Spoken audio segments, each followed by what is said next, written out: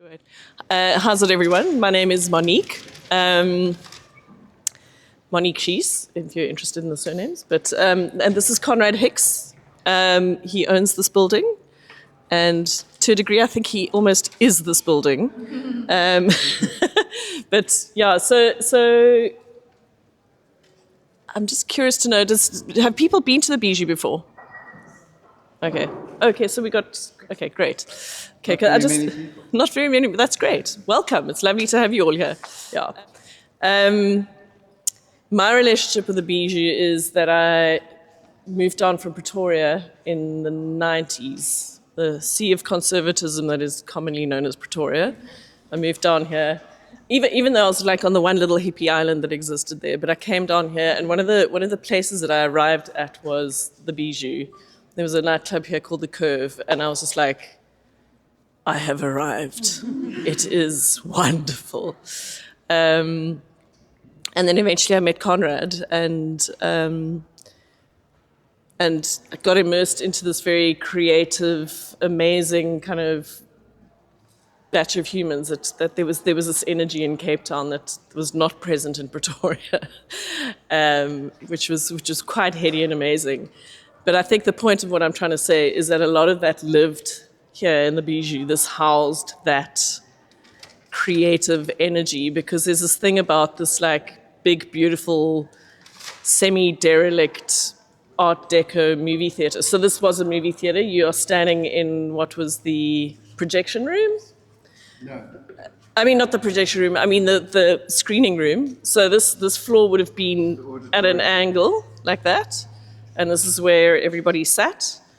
And then when you go on the tour and you go upstairs, there's spaces upstairs, and you'll see there's kind of like stepped seating, and that was also seating. So there was this ground floor stuff, and then this upstairs seating.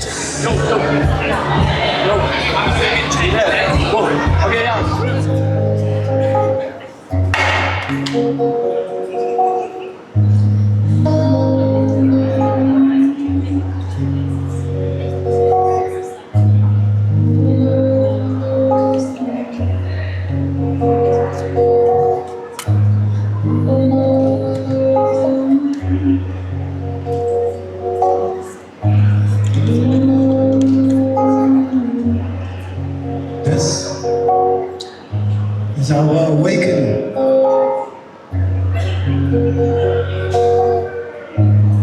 Africa awakes as the new millennium dawns, breaks. She is rising out of her shadow, self-pity and abuse.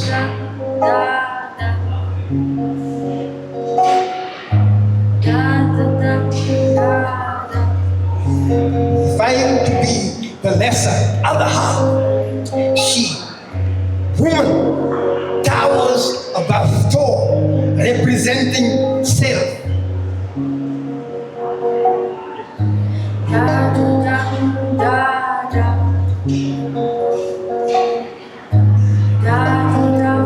She is taking darkness from her limbs, vying to be the lesser other half. Now she's redefining self.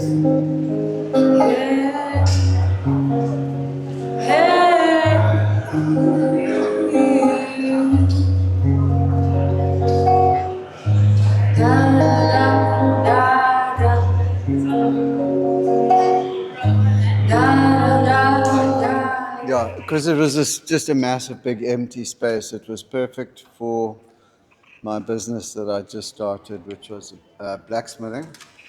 And we installed a bunch of these machines, and I eventually had 20 people working here, and we had a whole lot of lathes and offices, and at the same time I started restoring that part of the building. I learned blacksmithing while I was doing restoration work on the castle. and my first piece of blacksmithing was restoring the cut balcony. It was when the Fagans were doing the castle. I don't know if you know, there was a whole lot of restoration work going on. And we got contracts to do ironwork and everything, and that was where I started learning. Then I was in the UK, and then I came back and then started here. But restoration for me was quite important. So I wanted to keep all the damage from the fire, which is something that fire damage, when you guys go upstairs, you'll see it. It's really very beautiful, but there's a kind of a paint effect that you can't get without fire. So I wanted to keep it, and it's a very much part of what this place is today. So I didn't want to hide it, and I didn't want to hide the damage and the structure, because that's, to me, it's special qualities. It does make it a little bit difficult to live in. I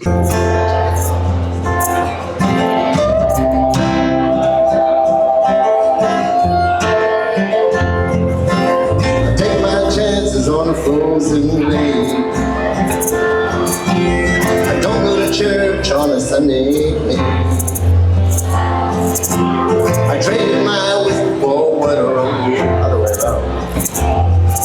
But I know my God, and He knows me.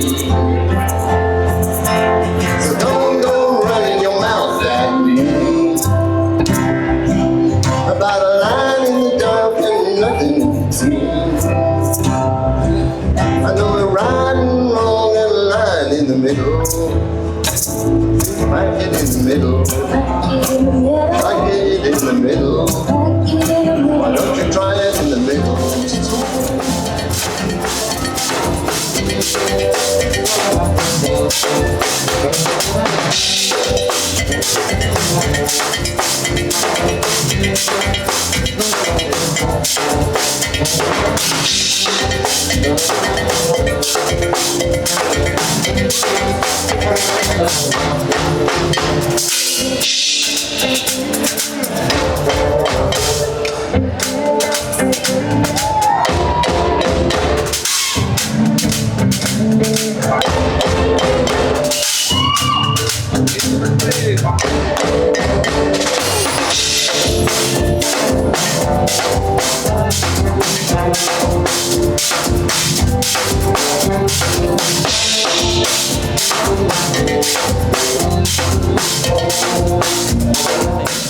I mean, for me, the Bijou is represented kind of, this is where the underground parties happen. But then eventually the underground, because, you know, counterculture feeds consumer culture, it kind of goes out into the world and becomes something bigger.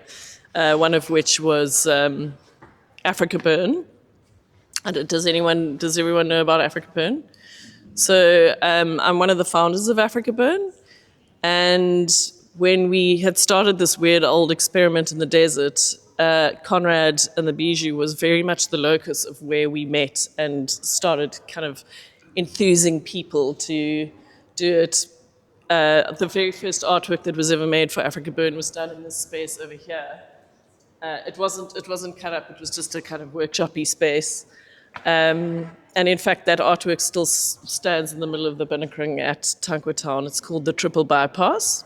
And it was a community project. Everyone came and learned how to weld and created these beautiful chimneys. But there were also amazing parties here. Do you remember when advertising cigarettes was banned? And then Lucky Strike started doing this kind of subliminal advertising by having the biggest, wildest parties, and the Violent Femmes played here. And certainly we used this space for all the fundraisers to actually get Africa Burn started. And we'd have all of our community meetings here. And then the foyer area was our office for about 10 years. And then we moved upstairs into the aircon unit room. But basically we've inhabited this space for a very long time. And there's a very I mean, I don't know what it is, but it was important that we were here, and it was an inspiring space, and you could feel the creativity just wants to kind of like flap its wings here.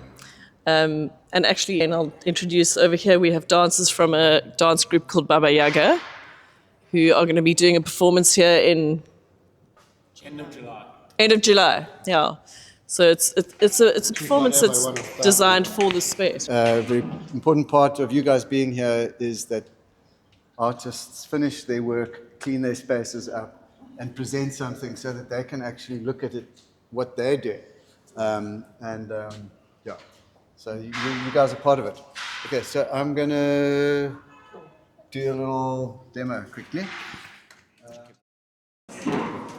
The work that I've been doing more recently is kind of a combination of iron and copper. So traditionally blacksmiths work with iron, and iron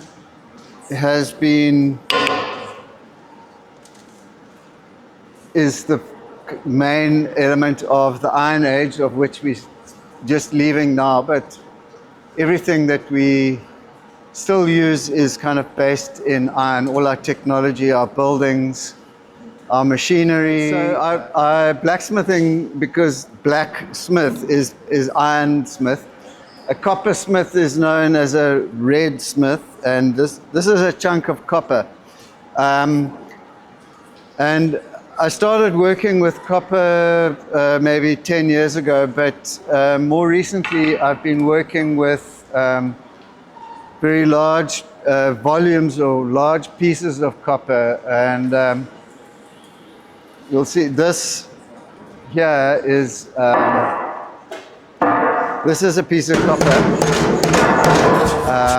that started out as a 114 millimeter by 2 meters long piece.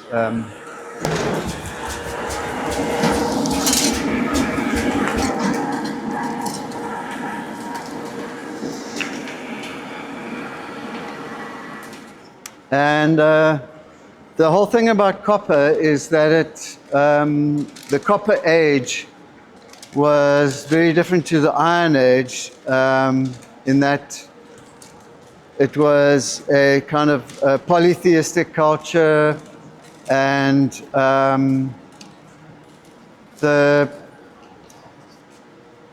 in contrast to the Iron Age, which was with the Roman Age, and we're still in that phase,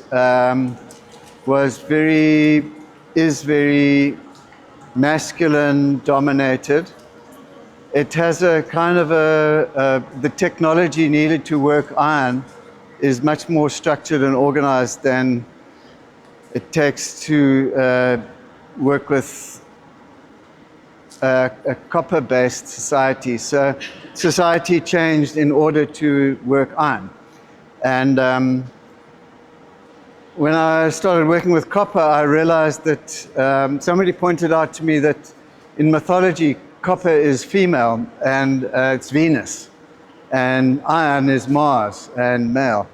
And I was like, wow, that's quite interesting. And when I started working with the copper, the qualities of copper are very female when you work with it. There's so many metaphors which work. Like it's kind of used in the home, it's healing, it's domestic, it's healthy, you know, and you can't really make weapons with it. It's and when you work with it, the expressive qualities of the material are its most important aspect of it. You can't make buildings out of it. It's too soft. It's just really beautiful, and whatever you put into it and you polish it, whatever the qualities are, the marks and the working of the energy that you put into it just becomes incredibly beautiful. So in that way, it's also female. But for myself, it was quite a journey of kind of balancing my masculine and feminine part of myself through working with the material. So it was a very important part of my artistic and spiritual development. And it's kind of like clay. So I really love working with it. If you start off with a big volume, it's kind of like starting with a lump of clay and just sculpting with it. And the feedback and the marks and the way the material stretches and moves sideways, for me, is incredibly expressive. So you can see how this form kind of relates to these figures. So that's what I'm going to be doing when I make all these pieces. And that's a piece of bronze. There you go. There's it.